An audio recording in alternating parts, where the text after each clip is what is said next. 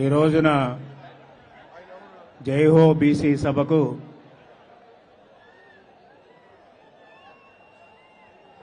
వివిధ ప్రాంతాల నుంచి విచ్చేసినటువంటి సోదరులకు సోదరమణులకు మన యొక్క అభివృద్ధి, ఆర్థిక అభివృద్ధి, సామాజిక న్యాయం కొరకు, అదేవిధంగా రాజకీయ అభివృద్ధికి ఒక బ్రహ్మాండమైనటువంటి డిక్లరేషన్ ఇవ్వడానికి విచ్చేసినటువంటి పెద్దలు మన నాయకులు నారా చంద్రబాబు నాయుడు గారు, మరొక పెద్దలు జనసేన నాయకులు పవన్ కళ్యాణ్ గారు, యువ నాయకులు నారా లోకేష్ గారు, అదేవిధంగా రాష్ట్ర అధ్యక్షులు అచ్చెన్నాయుడు గారు, వేదిక మీద ఉన్నటువంటి ప్రముఖులకు, బీసీ నేతలకు, కార్యక్రమానికి విచ్చేసినటువంటి బీసీ సోదరులకు సోదరమణులకు, పత్రికా విలేకరులకు అందరికీ కూడా నా హృదయపూర్వకమైనటువంటి నమస్కారాలు. ఇప్పటి వరకు మన వాళ్ళందరూ కూడా చెప్పారు, మన బీసీలకి గుర్తింపు ఎలాగొచ్చిందో, ఎప్పుడు వచ్చిందో, ఎందుకు వచ్చిందో అనేటువంటిది చాలా విషయాలు చెప్పారు. మనకు స్వాతంత్రం వచ్చి 73 సంవత్సరాలు అయింది. 73 సంవత్సరాల్లో 30 సంవత్సరాలు స్వాతంత్ర భారతదేశంలో బీసీలకి గంటూ గుర్తింపు లేదు. ఆనాడు బీసీలకు గుర్తింపు లేకపోతే ఆ రోజు తెలుగుదేశం పార్టీ 82వ సంవత్సరంలో పెట్టినటువంటి నందమూరి తారక రామారావు గారు మన వ్యవస్థాపక అధ్యక్షులు, ఆ రోజులు బీసీలకు చాలా అన్యాయం జరుగుతూ ఉంది, రాజకీయంగా అన్యాయం జరుగుతుంది, అదేవిధంగా సామాజికంగా అన్యాయం జరుగుతుంది, ఆర్థికంగా అన్యాయం జరుగుతుంది అనేటువంటి ఉద్దేశంతో సామాజిక న్యాయం బీసీలకు చేయాలనేటువంటి ఒక దృఢ సంకల్పంతో ఆ రోజున నందమూరి తారక రామారావు గారు ప్రవేశపెట్టారు మన సంక్షేమ కార్యక్రమాలు. ఆ రోజు తెలుగుదేశం పార్టీ రానముందు సంక్షేమ కార్యక్రమాలు బీసీలకు ఉండే కావు, ఓన్లీ ఎస్సీ ఎస్టీలకి, మైనార్టీస్ కొంతవరకు ఉండే. కానీ రామారావు గారు వచ్చిన తర్వాత బీసీలకి సంక్షేమ కార్యక్రమాలు పెట్టిన తర్వాత, రాజకీయ ప్రవేశం స్థానిక సంస్థల్లో ఇచ్చిన తర్వాత రాజకీయంగా అదేవిధంగా సామాజికంగా మనం ముందుకు రావటానికి, ఆర్థికంగా కొంత ముందుకు రావటానికి కారకులైనటువంటి మన వ్యవస్థాపక అధ్యక్షులు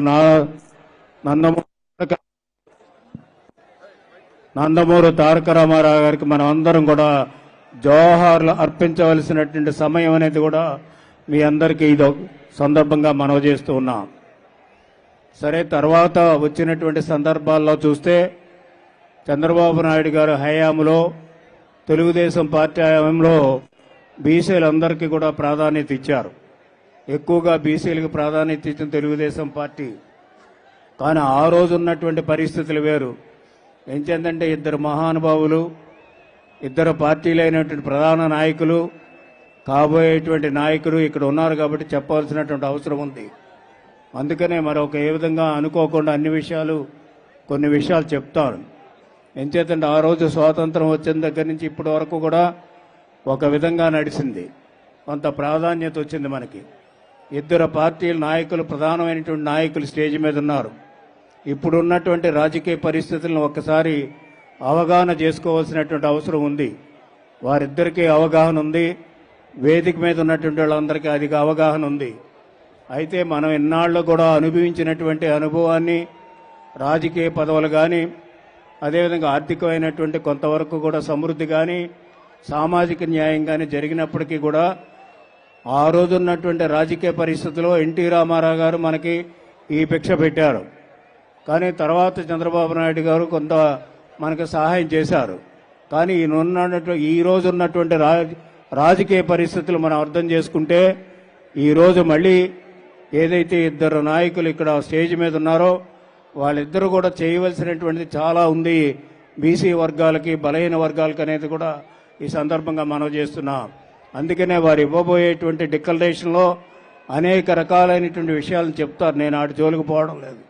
కానీ ఇప్పుడున్నటువంటి రాజకీయ పరిస్థితులు, ఒకటి డబ్బు ప్రభావం విపరీతంగా ఉంది రాజకీయాల్లో, అదేవిధంగా ఎలక్షన్లో డబ్బు ప్రభావం విపరీతంగా ఉంది. డబ్బు లేనటువంటి బీసీలు ఏ విధంగా రాజకీయాల్లో రాణిస్తారో దానికి సరైనటువంటి ఒక పరిష్కార మార్గాన్ని ఇద్దరు అధ్యక్షులు కనుక్కోవాల్సినటువంటి అవసరం ఉందనేది కూడా మీకు ఈ సందర్భంగా మనం చేస్తున్నాం.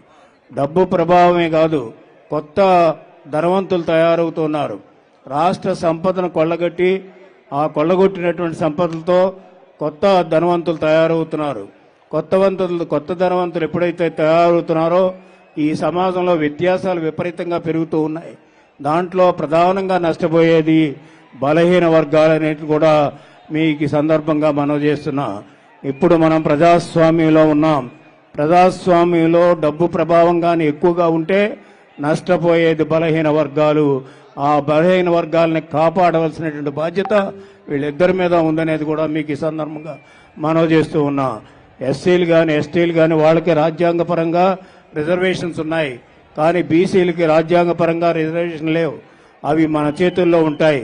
అంచేత మీ ఇద్దరు చేతుల్లో ఉన్నాయి కాబట్టి మీ ఇద్దరు బీసీలని రాజకీయంగా పైకి తీసుకురావాల్సినటువంటి బాధ్యత మన మీద ఉందనేది కూడా మీకు ఈ సందర్భంగా మనం చేస్తున్నా. రెండో ఇష్యూ వచ్చేటప్పటికి ఆర్థిక పరంగా అభివృద్ధి చేయాలనుకుంటే ఒక్క దయాదాక్షిణ్యాలు ప్రభుత్వం మీదే కాదు, ప్రభుత్వం ఇచ్చేటువంటి వెల్ఫేర్ స్కీమ్స్ ఇస్తూనే ఉంటారు. మీకు డిక్లరేషన్లో అన్నీ కూడా చెప్తారు అధ్యక్షులు. కానీ ప్రభుత్వం ఇచ్చేటువంటి వెల్ఫేర్ స్కీమ్స్ ఒకటే సరిపోవు. అది తాత్కాలికమైనటువంటి ఉపశమనం తప్ప పర్మనెంట్ కాదు. పర్మనెంట్గా మనం ఆర్థికంగా పైకి రావాలనుకున్నప్పుడు లాంగ్ రన్లో ఏం చేస్తే బాగుంటుంది, వీళ్ళు కూడా ప్రాస్పరిటీని అభివృద్ధి చెందుతున్నట్టు రాష్ట్రం కానీ అభివృద్ధిలో కానీ మన ప్రాస్పరిటీ అంటే మన షేర్ ఎంతవరకు ఉంటుందో మనం ఆలోచిస్తే ఈరోజు జరుగుతున్నటువంటి ప్రాస్పరిటీలో మన షేర్ 1% కూడా ఉండదు. అందుచేత వారిద్దరికీ కూడా అధ్యక్షులు వారిద్దరికీ మనం చేస్తున్న రేపు జరగబోయేటువంటి మనం ప్రాస్పరిటీ అంటే మన సంపద పెంచాలనుకుంటున్నాం. అదేవిధంగా ఆర్థికంగా రాష్ట్రాన్ని బలపరచాలనుకుంటున్నాం. రాష్ట్రంగా ఇంకా ఉన్నత స్థితికి వెళ్ళాలనుకుంటున్నాం. ఈ స్థితికి రాష్ట్రాన్ని ఉన్నత స్థితికి తీసుకెళ్తున్నటువంటి సందర్భంలోనే బీసీలను కూడా బలహీన వర్గాలను కూడా ఆర్థిక స్థితి పెంచేటువంటి అదేవిధంగా అసమానతలు తగ్గించేటువంటి విధంగా ప్రయత్నాలు చేయాలి ప్రభుత్వాలు పార్టీలని వారిద్దరికీ కూడా విజ్ఞప్తి చేస్తూ ఉన్నాం. మూడోది వచ్చేటప్పటికి మనం చూస్తూ ఉంటే ఈరోజు ఈ 5 సంవత్సరాల కండబలం, రౌడీ బలం, అదేవిధంగా ఎక్కడ లేని రౌడీలందరూ కూడా బయటకు వచ్చారు. అదేవిధంగా ప్రజల ఆస్తిని అంతా కూడా దోచుకునే స్థితికి వచ్చారు. ఇది ప్రజలకు రావాల్సినటువంటి ఆస్తి. ఈ న్యాచురల్ రిసోర్సెస్ ఏవైతే ఉన్నాయో ఇది ప్రజలకు రావాలి. ప్రజలకు ఎట్లా వస్తాయంటే ఇవి ప్రొటెక్ట్ చేసి అదేవిధంగా రాష్ట్ర ఖజానాన్ని నింపుకోగలిగితే ఆ ఖజానాన్ని మళ్ళీ తిరిగి మనం పేదవాళ్ళకి అందరికీ కూడా పంచగలిగితే అది ఆర్థిక వ్యవస్థలో వాళ్ళ భాగస్వాములు అవుతారు తప్ప అదే ఇన్క్లూజివ్ మనం చూస్తే అంటే ఇన్క్లూజివ్ ప్రాస్పరిటీ అంటాం. ఆ ఇన్క్లూజివ్ ప్రాస్పరిటీ గురించి మనం కష్టపడి పనిచేయవలసినటువంటి అవసరం ఉంది. ఆ విధంగా మనకు తగినటువంటి కూటమి దొరికింది, తగినటువంటి మంచి ఆలోచన కలిగినటువంటి నాయకులు ఉన్నారు. కాబట్టి మన బీసీల యొక్క భవిష్యత్తు బాగుండాలి అనేటువంటి ఒక ఆల్రెడీ డిక్లరేషన్ ఇచ్చారు. ఇక్కడ బీసీలు డిక్లరేషన్ ఇస్తున్నారు. ఇవన్నీ కూడా కార్యరూపంలోకి తాల్చి అంచేత భవిష్యత్తులో బలహీన వర్గాలు రాష్ట్రంలో జరుగుతున్నటువంటి అభివృద్ధిలో ఆర్థిక అభివృద్ధిలో భాగస్వాములు చేయడానికి మీరు తప్పకుండా కృషి చేస్తారని మా అందరి యొక్క సహకారం మీకుంటుందని అదేవిధంగా ఈనాడు జరుగుతున్నటువంటి అప్రజాస్వామిక ప్రభుత్వాన్ని గంతి దింపడంలో బీసీలందరూ భాగస్వాములు కావాలని మరొకసారి మీ అందరికీ మనం చేస్తూ సెలవు తీసుకుంటున్నాం.